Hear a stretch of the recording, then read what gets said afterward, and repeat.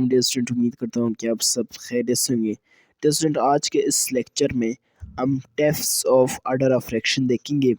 इसमें हम zero order reactions, first order reactions, second order reactions देखेंगे और इसके सेकंड है, थर्ड है, ठीक है, फ्रिक्शनल ऑर्डर रिएक्शंस है, स्यूडो फर्स्ट ऑर्डर रिएक्शंस है, ये तमाम देखेंगे।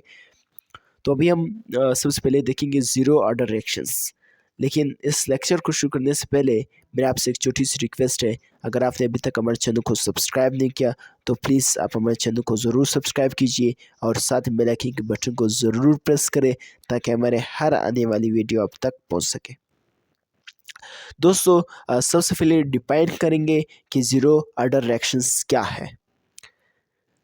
A reaction that is independent of the concentration of reactant mole is called zero order reactions। यानी वो रिएक्शन जो रिएक्टेंट की कंसंट्रेशन पर डिपेंड ना कर ले, रिएक्टेंट की कंसंट्रेशन पर डिपेंड ना करे, उसे ज़ीरो ऑर्डर रिएक्शन कहेंगे। वो रिएक्शन जो रिएक्टेंट की कंसंट्रेशन पर डिपेंड ना करे, जो कंसंट्रेशन ऑफ रिएक्टेंट पे डिपेंड ना कर दे, उसे ज़ीरो ऑर्डर रिएक्शन कहेंगे। सपोज डिफरेंट एग्जांपल देखेंगे हम ज़ीरो ऑर्डर रिएक्शन का यहाँ पर, ठीक है। For example H2 and Cl2, ठीक है, ये फोटोकेमिकल्स है। अभी मैं समझाऊंगा फोटोकेमिकल्स क्या है। इससे मॉलिक्यूल बना है 2HCl, ठीक है। ये रिएक्शन कब होगा? जब सनलाइट होगा, ठीक है। जब सनलाइट होगा तो ये रिएक्शन परफॉर्म होगा, ठीक है। ये रिएक्टेंट होगा जितना है या नहीं है, ठीक है, उससे कोई फर्क नहीं पड़ता है। जब सनलाइट होगा तो तब ये रिएक्शन परफॉर्म होगा, जब सनलाइट नहीं होगा तो ये रिएक्शन परफॉर्म नहीं होगा। इसका मतलब ये है कि ये रिएक्शन रिएक्टेंट पर डिपेंड नहीं कर रहा, तो ये ज़ीरो ऑर्डर रिएक्शन है। यदि ये फोटोकेमिकल्स है, सनलाइट की मदद से ये रिएक्शन स्टार्ट हो जाता है, ठीक है, और फिर हो जाता है। जब सनलाइट नहीं होगा तो ये रिएक्शन नहीं होगा, ठीक है। इसे ज़ीरो ऑर्डर रिएक्शन कहते हैं, ठीक है डिस्टेंट। इसी तरह मैंने दूसरा एग्जांपल लिए डिस्टेंट यहाँ पर, ठीक है।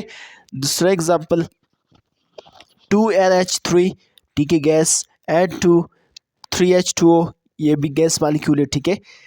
इसमें ये भी मतलब ये प्रोबेबिलिटी मैंने कांस्टेंट डायरेक्ट लिया कि, ठीक है, NH3, ठीक है, ज़ीरो।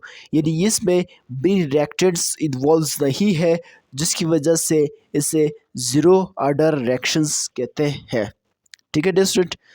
तो उम्मीद है कि आपको ज़ीरो ऑर्डर रिएक्शन अच्छी तरीके से समझ आया होगा डिस्ट्रेंट। एक दफ़ा फिर मैं कंक्लूड कर लेता हूँ डिस्ट्रेंट कि वो रिएक्शन जो कंसंट्रेशन ऑफ रिएक्टेंट पे डिपेंड ना कर ले, यानी कंसंट्रेशन से उसका कोई ताल्लुक ही ना हो, ठीक है, यदि डिपेंड ना कर ले, उस रिएक्शन को अब ज़ीरो ऑर्डर रिएक्शन कहेंगे।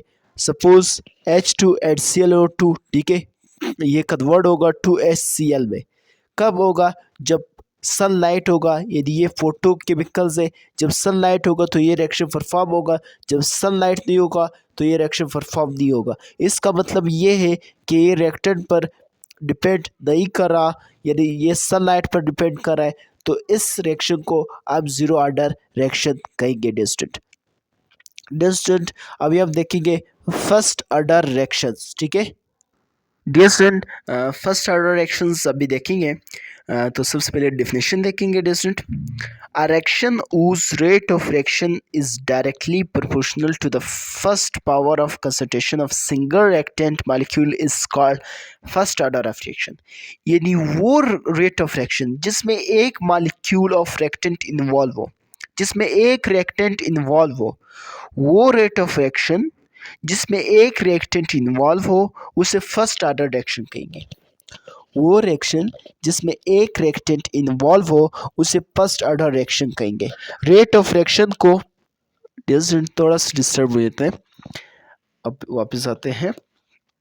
यानी rate of reaction only involve one reactant is called first order reactions. यानी एक ऐसा रिएक्शन जिसमें एक रिएक्टेंट इन्वॉल्व हो, उसे फर्स्ट ऑर्डर रिएक्शन कहेंगे। Rate of reaction is directly proportional to the reactant, ठीक है। एग्जाम्पल की मदद से हम इसको अच्छी तरीके से समझेंगे। यानी एक रिएक्टेंट इन्वॉल्व है, ठीक है, वन रिएक्टेंट, ठीक है। दो एग्जाम्पल्स मैंने लिखे हैं, ठीक है डिस्टेंट। यहाँ पर मैं थोड़ा सा इसको ऊपर कर लेता हूँ ताकि आपको अच्छी तरीके से नज़र आए, ठीक है। थर्मल कंपोजिशन ऑफ N2O5, ठीक है डिस्टेंट। 2N2O5 को अगर आप डिकम्पोज कर दोगे तो मालिक्यूल्स बनेंगे 2N2O4 प्लस O2, ठीक है डिस्टेंट। ये रेट ऑफ रिएक्शन, ठीक है, अगर आप यदि प्रोबेबिलिटी के से क्वार्टर के लगाओगे तो इसमें एक रिएक्टेंट ऑफ मॉलिक्यूल्स इन्वॉल्व है इस रिएक्शन में, तो ये क्या है, फर्स्ट ऑर्डर रिएक्शन से। अगर इस रिएक्शन की मदद से आपको समझ नहीं आया डियर स्टूडेंट, अभी हम नेक्स्ट एग्जांपल देखेंगे तो उसमें इंशाल्लाह उम्मीद है कि आपको अच्छी तरीके से फर्स्ट ऑर्डर रिएक्शन समझ आएगा कि फर्स्ट ऑर्डर रिएक्शन में क्या है।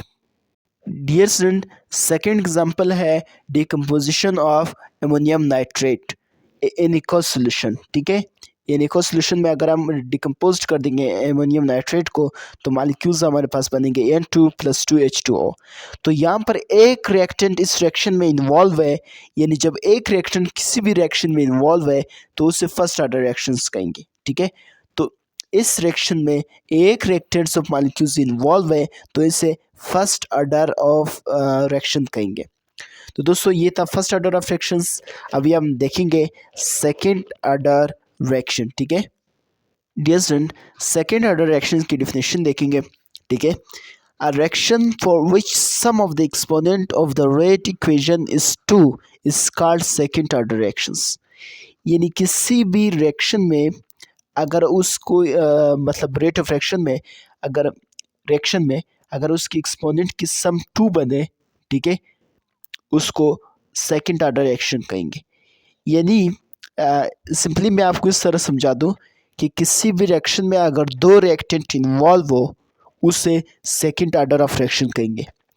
वो इस तरह भी हो सकता है कि एक ही साथ, ठीक है, रेट ऑफ रिएक्शंस उसकी पावर 2 में भी हो सकता है, ठीक है, या इस तरह भी हो सकता है कि अलग अलग एक और एक रिएक्टेंट इन्वॉल्व हो, ठीक है, वन और वन, तो टू इसकी पावर 2 हो जाएगा, तो इसे सेकंड ऑर्डर रिएक्शन कहेंगे। ये दोनों बात आपको एग्जांपल्स में डेफिनेशन के साथ अच्छी तरीके से समझ जाएगा, ठीक है स्टूडेंट। एग्जांपल्स में देखें distant NO + O3 to form NO2 + O2, ठीक है। इसमें रिएक्टेंट क्या है, NO और O3, ठीक है। इसका पावर भी 1 है, इसका पावर भी 1 है, तो 1 + 1 ऑर्डर ऑफ रिएक्शंस क्या हुआ, 2 हुआ। तो इसको हम सेकंड ऑर्डर ऑफ रिएक्शन कहेंगे जिसकी एक्सपोनेंट की सम 2 बने, जिसकी एक्सपोनेंट की सम 2 बने, ठीक है। और ऊपर हमने देखा था कि रेट ऑफ रिएक्शन अलग अलग ऑफ रिएक्टेंट को भी अगर 1 1 प्लस कर दोगे तो उसे भी ऑर्डर ऑफ रिएक्शन, अगर वो उसका आंसर 2 आ जाए और 2 आ जाए उसका आंसर तो उसे ऑर्डर ऑफ रिएक्शन कहेंगे। या एक साथ भी हो सकता है डियर स्टूडेंट, ठीक है, यानी एक साथ 2 मोल्स ऑफ रिएक्टेंट इन्वॉल्व हो तो उसे भी ऑर्डर ऑफ रिएक्शन कहेंगे, जिस तरह इस एग्जांपल्स में, ठीक है। 2 moles of NO2 to form 2NO + O2, ठीक है। यानी इसमें इसका कितने मोल्स ऑफ NO2 इन्वॉल्व है, 2 मोल्स, तो इसका पावर क्या बनेगा, 2। तो अगर 2 मोल्स यानी इसका एक्सपोनेंट और पावर 2 है तो इसे सेकंड ऑर्डर ऑफ रिएक्शन कहेंगे। एक दफ़ा फिर देखते हैं डियर स्टूडेंट, उस रिएक्शन को सेकंड ऑर्डर रिएक्शंस कहते हैं जिसकी एक्सपोनेंट की यानी पावर की सम 2 बने। ये अलग अलग भी हो सकता है, जिस तरह यहाँ पर आप देख सकते हैं अलग अलग मॉलिक्यूल्स की पावर 1 और 1 1 और 1 + 2, यदि इसकी सम 2 बना तो इसे सेकंड ऑर्डर रिएक्शन कही। या एक साथ भी हो सकता है 2NO, ठीक है, यदि 2 moles of NO2 involve to form 2NO + O2, तो ये 2 जो है ये इसका पावर है तो एक साथ आया, तो ये भी इसका सेकंड ऑर्डर रिएक्शन है, क्यों का इसका सम ऑफ एक्सपोनेंट 2 है, ठीक है। तो dear student, second order reaction क्या है, जिसमें दो रिएक्टेंट इन्वॉल्व हो रिएक्शन में या उसका सम ऑफ पावर 2 हो तो उसे सेकंड ऑर्डर रिएक्शन कहेंगे, ठीक है डियर स्टूडेंट। अभी हम जाएंगे थर्ड ऑर्डर ऑफ रिएक्शन में dear student. Decent third order of fraction देखेंगे definition. A fraction for which the sum of the exponent of rate equation is 3 is called third order reactions. यानी जिसमें reactant की अगर power को हम plus कर दें वो 3 आए तो उसे सेकंड ऑर्डर रिएक्शन कहेंगे।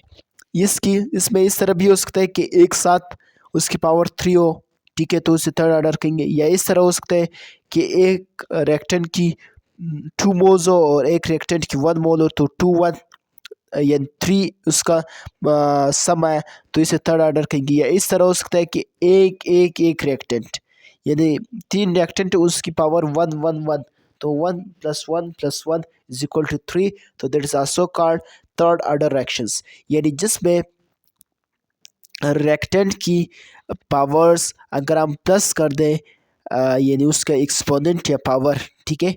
अभी हम रिएक्शन की मदद से इसको अच्छी तरीके से समझेंगे। इस तो सिर्फ डेफिनेशन है लेकिन रिएक्शन में इसको और आपको अच्छी तरीके से समझ आएगा। अगर आप किसी भी रिएक्टेंट की पावर को प्लस कर दे वो 3 आए, ठीक है, या एक्सपोनेंट को प्लस कर दे वो 3 आए, उसे थर्ड ऑर्डर रिएक्शन कहेंगे। ये इस तरह भी हो सकता है कि एक ही रिएक्टेंट का 3 मोल्स हो तो उसका पावर 3 आएगा तो ये थर्ड ऑर्डर।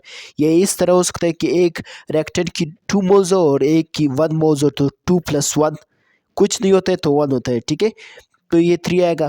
या इस तरह हो सकता है कि 3 रिएक्टेंट हो, हर रिएक्टेंट एक हो, ठीक है, तो उसकी पावर भी एक 1 1 1 बनेगा तो 1 + 1 + 1 ये भी 3 आया तो that is also called third order reactions. अभी डियर स्टूडेंट ये बात आप एग्जाम्पल की मदद से अच्छी तरीके से समझेंगे।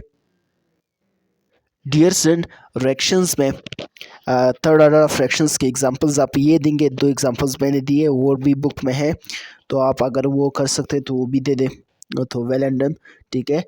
2NO + O2 = 2NO2, ठीक है, यानी 2 मोल्स ऑफ NO और 1 मोल ऑफ O2 आप मिलाएंगे तो 2NO2 बनेगा। तो 2 मोल इस रिएक्टेंट के हुए और 1 मोल इसके हुए तो 2 + 1, ठीक है, 3 हुआ।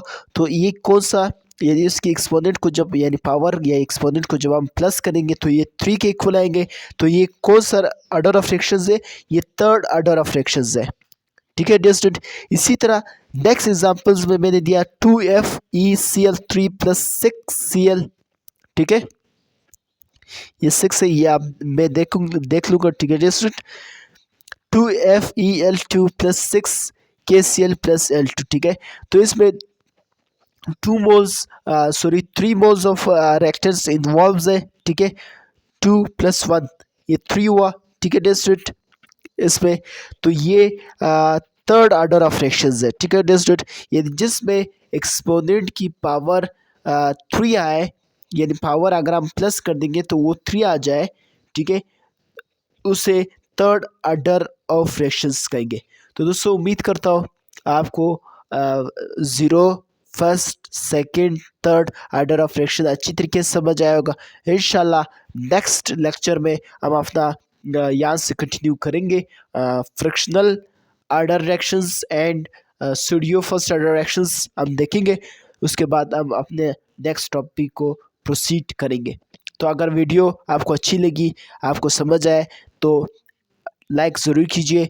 तो तब तक के लिए अपने उस्ताद वकील अहमद को इजाज़त दीजिए। अल्लाह हाफ़िज़।